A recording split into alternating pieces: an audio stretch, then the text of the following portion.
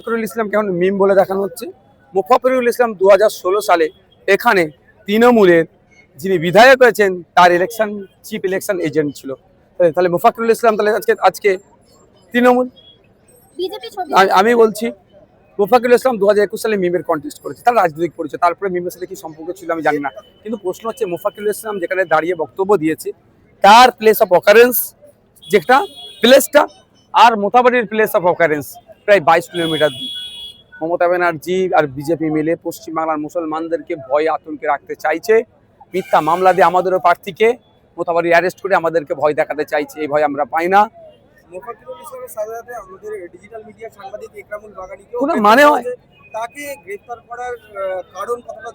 আমি সেটাই তো অবাক হচ্ছি। তা আমি যে আবার তথাকথিত গণতন্ত্রের চতুর্থ স্তম্ভ বলা হয়, দেখুন আমি একটা যদি কিছু কথা বলি, আপনি সেটা যদি পরিবেশন করেন তাহলে আপনাকে গ্রেফতার করবে। ল অ্যান্ড অর্ডার কোন জায়গায় পৌঁছেছে? এটা বিজেপি তৃণমূল মিলে এই হিংসা ছড়াচ্ছে। আন্দোলন হচ্ছে, শাসক দলের তরফ থেকে বলা হচ্ছে যে উস্কানিমূলক বক্তব্য দেওয়া হচ্ছে বা এবং উস্কানিমূলক বক্তব্যের কারণে সেই এলাকায় উত্তেজনা সৃষ্টি হচ্ছে। তো এইভাবে এই বলে তাদেরকে গ্রেফতার। শুনুন, এনআরসি সিএর সময় মমতা ব্যানার্জি এক রাতে কত মুসলিম মানুষকে অ্যারেস্ট করেছিল জানেন? কত মুসলিম নেতাদের বাড়ি পুলিশ পৌঁছেছিল।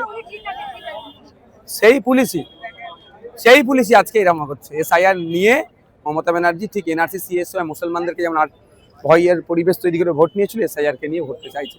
তবে মমতা ব্যানার্জি যে মোদিজির স্বপ্ন এখানে বাস্তবায়ন করার চেষ্টা করছে, আরএসএস বিজেপির হয়ে পশ্চিমবাংলায় কাজ করছে, পশ্চিমবাংলার মানুষ জেনে গিয়েছে। মমতা ব্যানার্জি আজকে সভা থেকে বলেছেন যে এখন রাজ্যের প্রশাসন তার হাতে নেই, নির্বাচনের আওতায় আছে। সিডি যে গ্রেফতার করেছে এবং আমি একটা কথা, অফিসিয়ালি মমতা ব্যানার্জির হাতে প্রশাসন, এটা সবাই জানে, কিন্তু আমরা রাষ্ট্রবিজ্ঞানের ছাত্র না হলেও আমরা বুঝি প্রশাসন কার কথা চলাফেরা করছে। এটা বলে দায়ী এড়ানোর চেষ্টা করছে।